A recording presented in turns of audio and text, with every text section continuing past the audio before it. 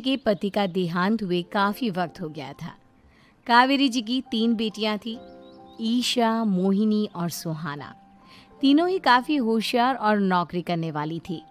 लेकिन उन तीनों से कावेरी जी इतना प्यार करती थी कि उनकी शादी की उम्र होने पर भी उन्हें पराये घर भेजने का उनका मन ही नहीं हुआ। अरे तुम तीनों मेरे कलेजे का टुकड़ा हो। जब भी तुम्हारी शादी के बारे में सोचती हूँ ना, बड़ा डर लगता है। सही कहती हो मम्मी, हम भी आपसे बहुत प्यार करते हैं। हाँ, मम्मी पापा के जाने के बाद अब बिल्कुल अकेली हो गई हैं। और मम्मी, अगर हम तीनों शादी करके चले गए तो आपका ख्याल कौन रखेगा? लेकिन अपनी खुशी की वजह से मैं तुम तीनों को बिना शादी के भी तो नहीं देख सकती ना बेटा। समाज के हिसाब से देखे तो यह भी गलत होगा और मैं ऐसा कुछ नहीं चाहती। लेकिन तुम तीनों से दूर होने के बारे में सोचती हूँ तो अजीब सा लगता है।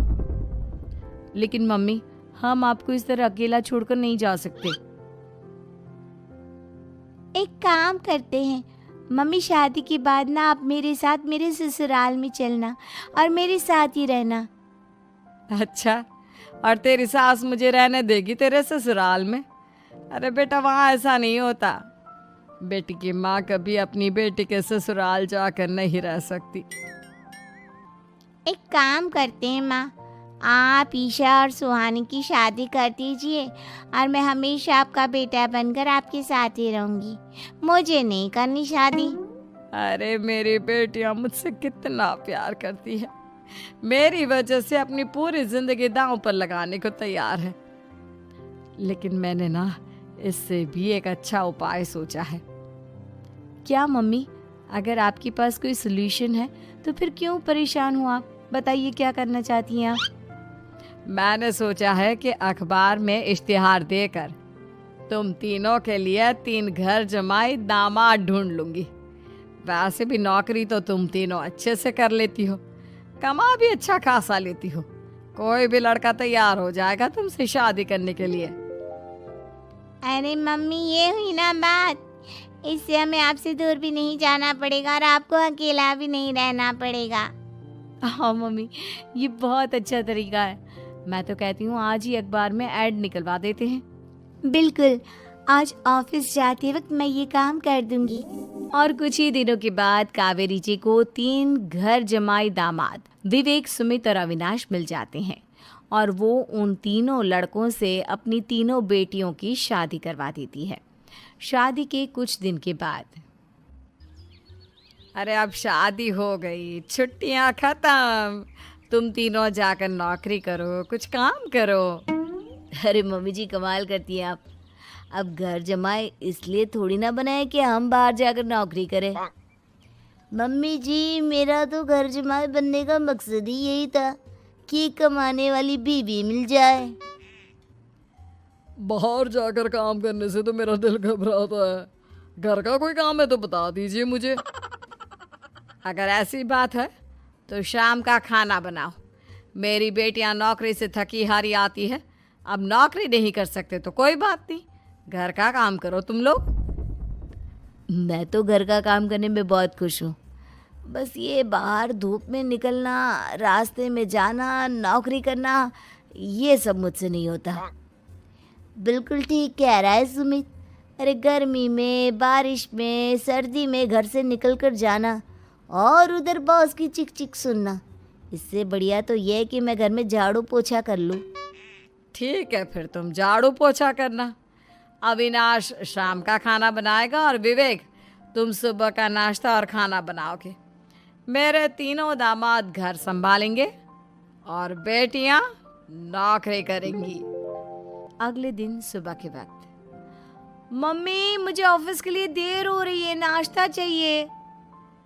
अरे उस विवेक से कहा तो था कि सुबह का नाश्ता उसे उठकर बनाना है। अभी जाकर देखती हूँ क्या कर रहा है विवेक। अभी तक सोया हुआ है क्या? सुबह के 10 बज गए हैं। सोने दीजिए ना मम्मी जी, क्या हमेशा हिटलर की तरह हाथ में डंडा लेकर खड़ी रहती हैं। मैंने कहा सीधे उठकर खड़े हो जाओ और जाकर नाश्ता बनाओ। लेकिन मम्मी जी बिस्तर में से निकलते ही कोई नाश्ता कैसे बनाएगा?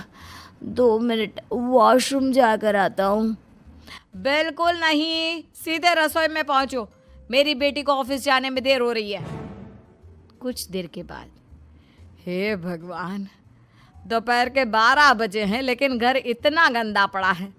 सुमित से कहा था मैंने समय पर झाड़ू पोछा कर देना। सुमित, कहाँ हो तुम? क्या हुआ मम्मी जी? सुबह की चाय तो पीने दीजिए। आप भी याद करती हैं, चिल्लाती ही रहती है। ये सुबह की चाय है या दोपहर की चाय? अगर तुम 12 बजे उठकर सुबह की चाय पियोगे तो क्या शाम का खाना रात के 3 बजे खाओगे? मम्मी जी चिल्लाइए मत। बताइए बात क्या है? अरे 12 बज चुके हैं, अभी तक झाड़ू पोछा नहीं हुआ। घर में देखो कितनी गंदगी है। अच्छा, तो आप इसलिए परेशान हैं। वो क्या है ना मम्मी जी, आज मेरे हाथ में दर्द हो रहा है। रात को उल्टी करवट से सो गया था, हाथ हिलाया भी नहीं जा रहा। कौन से हाथ में दर्द है दामाद जी? इस सीधे हाथ में मम्मी जी, हाथ हिल भी नहीं रहा है। विवेक, सुन लिया तुमने? सुमित के हाथ में इतना दर्द है कि बेचारे का हाथ भी नहीं हिल रहा। आज तो ये खाना भी नहीं खा पाएगा, तो एक जन का खाना कम ही बनाना।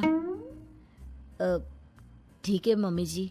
अरे नहीं मम्मी जी, मेरे कहने का मतलब वो नहीं था। मेरा मतलब है खाना तो खाऊंगा ना। अरे लेकिन कैसे? हाथ तो हिल भी नहीं रहा है। अरे मम्मी जी, आपको ना किसी जेल में जेलर होना चाहिए था। बेकार में हमारी सास बनकर जिंदगी खराब कर रही हैं। अरे लगाता हूँ पोछा। एक बेचारा घर जमाई और कर भी क्या सकता है। शाम को जब ईशा, सुहाना और मोहिनी ऑफिस से लौट कर आती हैं, मम्मी, शाम के खाने में क्या बना है? अब ये तो तेरे पति को ही मालूम होगा ना बेटा, उसने ही खाने की जिम्मेदारी ली थी। लगता है मम्मी आपने ये घर जमाए वाला तरीका अपनाकर मुसीबत मोल ले ली है। आपके तीनों घर जमाए कितने आलसी हैं।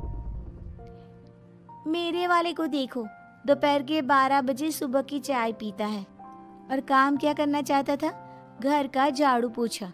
मम्मी बता रही थी कि आज उसने घर का झाड़ू पोछा शाम के 5 बजे किया था। अब क्या बताऊं बेटा, सुबह से हाथ दर्द का बहाना करके बैठ गया था।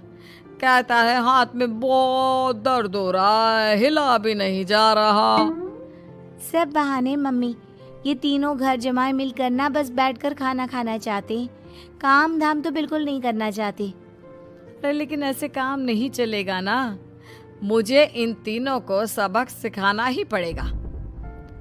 अरे तो मम्मी, आप हिटलर से कम है क्या? आपने जब हम तीनों को सबक सिखा कर इतना लायक बना दिया, तो इन तीनों नालायक दामाद को भी आप कुछ न कुछ तो बना ही देंगी। हाँ मम्मी, बस अपने अंदर के हिटलर को बाहर लाइए और अपनी तीनों दामादों को अच्छी तरह से सबक सिखाइए।